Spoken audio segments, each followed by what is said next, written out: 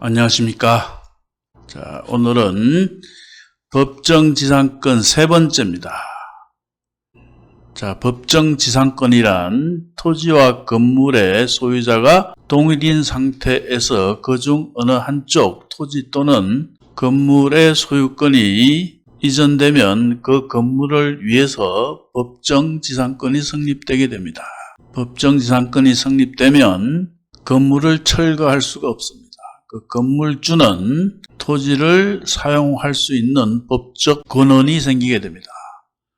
그러나 토지의 소유자와 건물의 소유자가 다른 상태에서 토지의 소유자가 바뀌거나 건물의 소유자가 바뀌면 이때는 법정지상권이 성립하지 않습니다. 즉, 토지의 소유자와 건물의 소유자가 동일인 상태에서 소유권이 변경됐을 때 그 건물을 보호하자는 취지입니다. 그러므로 토지의 소유자와 건물의 소유자가 애시당초 다르다면 법정지상권이 성립할 여지가 없고 논할 여지도 없다. 자, 요 물건 하나 봅시다. 옛날에 낙찰받은 겁니다. 진주 3개 2014 타경 3695번 대지입니다. 요 토지 지상에는 요런 건물이 있습니다. 요런 건물이 깔끔하죠. 그 당시 조사한 바에 의하면 이 건물을 신축하는데 대략 1억여 원이 들었다고 합니다. 설계비며 수도를 끌어오는 데면 800만 원인가 1000만 원인가 들고 기타 등등 해서 대략 공사비만 1억 이상이 들었다고 합니다. 자, 그러면 이 물건은 법정지상권이 성립하느냐 성립하지 않느냐, 먼저 토지의 소유자를 파악해야 되겠죠. 토지의 소유자는 이렇게 등기부 등본을 열어봅니다. 등기부 등본을 열어보면 토지의 소유자는 하땡땡씨입니다. 거래가액은 8,142만 원. 거래금이 비싸죠. 비싼 이유는 8,100 얼마에 살 때는 4,486평방미터를 샀겠죠. 사고 분할이 된 겁니다. 요거는 분할 690평방미터로 분할이 됐습니다. 현재의 소유자는 8,142만 원에 매입을 하게 됩니다. 자, 토지의 소유자는 하성땡. 건물의 소유자를 한번 봅시다. 건물 등기는 없습니다. 그런데 여기 건축물 대장이 있습니다. 건축물 대장을 보면 여기 소유자 현황이 나오죠? 하태땡씨입니다.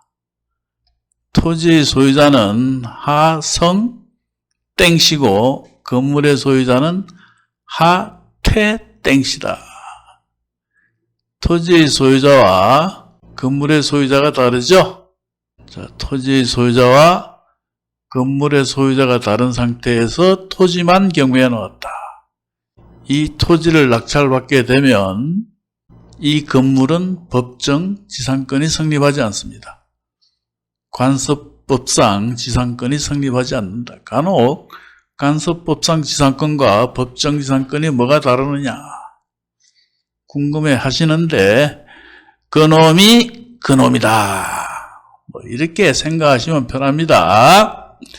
법정지상권이란 저당권의 실행으로 인하여 어쩌고 저쩌고 해서 낙찰을 받으면 법정지상권이고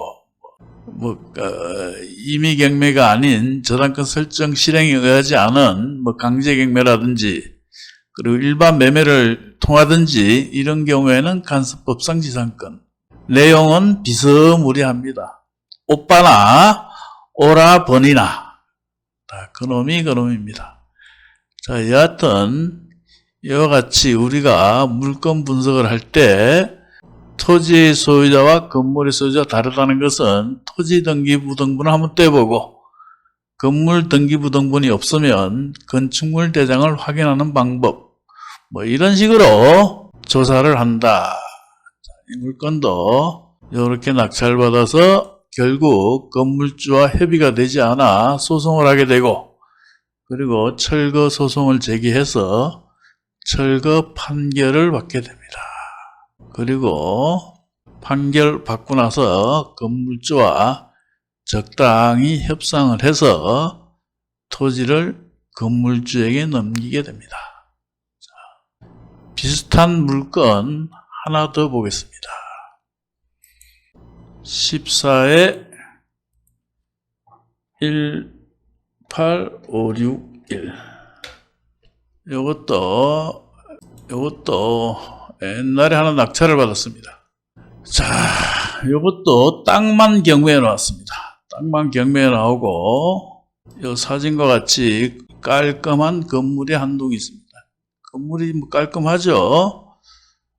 그럭저럭 잘 지었습니다. 자, 다시 아까와 같은 방법으로 토지의 소유자를 한번 알아봅니다. 토지의 소유자는 누구냐 하면 쭉 내려 어디 갔노? 토지의 소유자가 어디 없어졌나? 여기 있네. 여기 있네. 토지의 소유자는 장동땡씨죠. 장동땡씨. 토지의 소유자는 장동땡씨고 건물의 소유자는 누굴까?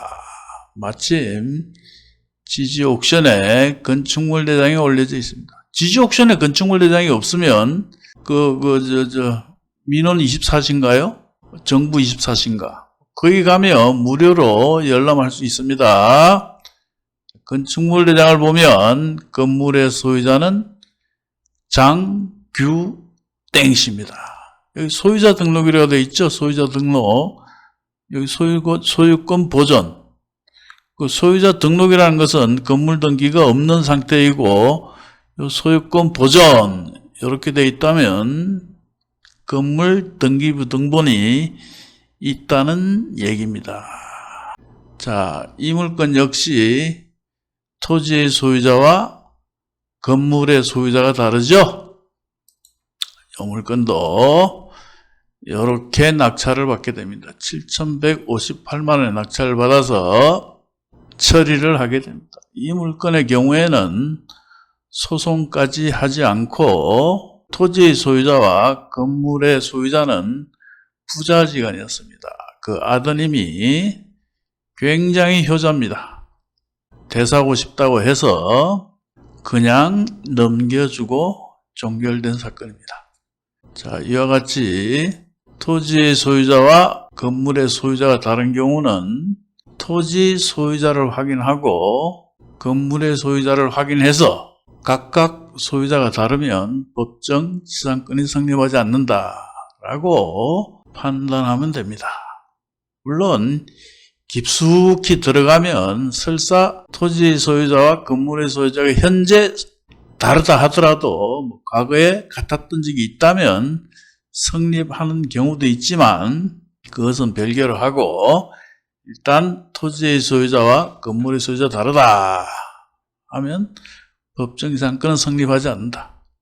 자, 그러면 이와 같이 건물 등기가 있거나 건축물 대장이 있을 때는 토지의 소유자와 건물의 소유자가 다르다는 것을 쉽게 파악할 수 있겠지만 건물 등기도 없고 건축물 대장도 없다. 이런 경우는 어떻게 할 것인가?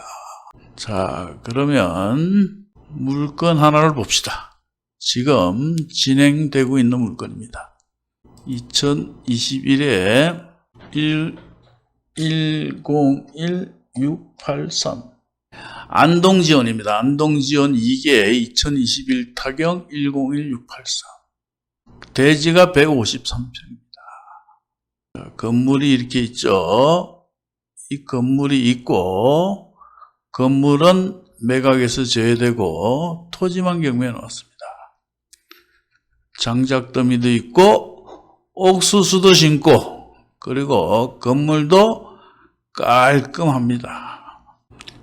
자, 그러면 이 물건은 아까 물건과 달리 토지의 소유자는 노동땡씨 나옵니다. 노동땡씨. 토지의 소유자가 나오죠. 현재 소유자는 노동땡씨입니다. 노동땡씨. 아까 건물 등기가 잠깐 보였죠? 건물 등기도 역시 노동땡씨입니다. 같은 소유자입니다. 자, 토지의 소유자와 건물의 소유자가 같은 상태에서 토지의 소유자가 바뀌었기 때문에 법정 지상권이 성립되는 것으로 보이죠. 보입니다. 토지의 소유자도 노동땡씨, 건물의 소유자도 노동땡씨. 그런데 토지가 경매로 팔렸다. 성립할 여지가 있죠. 그런데 건물 등기를 자세히 봅시다. 건물 등기를 보면 구조가 목조 기와지붕 단층주택 46.75평방미터, 목조 스레트 지붕 단층 축사 22.5, 목조 기와지붕 단층으로 되어 있죠. 그런데 사진은 목조 스레트가 아니다. 여기 목조 스레트가 아니다. 조립식이죠. 샌드위치 판넬 구조의 주택이 이렇게 있다는 겁니다. 그러면 이게 어떻게 된 일이냐? 자, 마침 여기 매각물건 맹세서를 보면, 크게 볼까요? 매각물건 맹세서를 쭉 보면 지상의 등기부상 건물은 멸실되었으며, 아까 목조 기와지붕 그 건물은 멸실되었다는 얘기죠.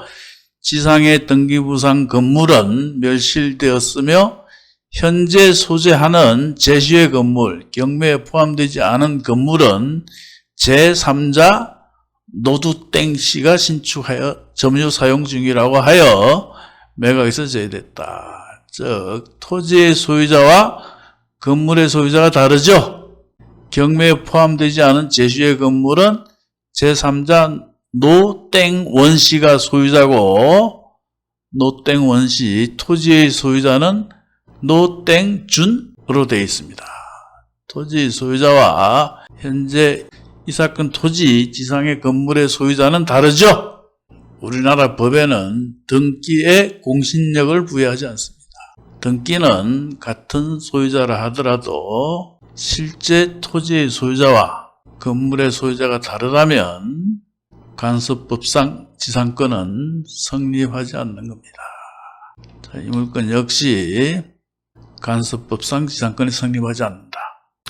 자, 그렇다면 등기도 없고 건축물 대장도 없고 소유자를 파악할 수 있는 방법이 없다. 매각물건 맹세서에도 그러한 내용이 없다. 그럴 경우에 건물의 소유자는 어떻게 파악하느냐? 그럴 땐 방법이 없습니다. 직접 찾아가서 물어보는 수밖에 없습니다. 이 건물이 네 건물이냐? 이렇게 물어봐야죠. 네 건물이냐라고 물어봤을 때 내 건물이 아닙니다. 이러면 토지의 소유자와 건물의 소유자가 다르다. 이렇게 판단할 수 있겠죠. 그런데 대체로 토지의 소유자와 건물의 소유자가 동일인 경우가 굉장히 많습니다. 그러나 간혹 이와 같이 토지는 형제간으로 보입니다. 토지는 형의 소유고 건물은 동생이 지었고 이런 경우도 간혹 있습니다.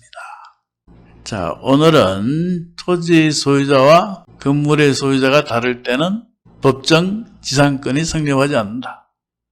경매 물건을 보면서 분석하는 방법은 아까 봤듯이 토지의 소유자와 건물 등기가 있으면 건물 등기 부등본, 건축물 대장이 있다면 건축물 대장을 열람하고 건물 등기와 건축물 대장이 없을 경우 간혹 매각물건 맹세서에도 건물 소유권에 대한 내용이 있으니 그렇게 분석하시고, 이도저도 정보가 없다면 직접 찾아가서 물어보는 수밖에 없다. 오늘은 여기까지 하겠습니다. 영상을 보시고 구독과 좋아요 누르시면 입찰하는 족족 낙찰을 받습니다.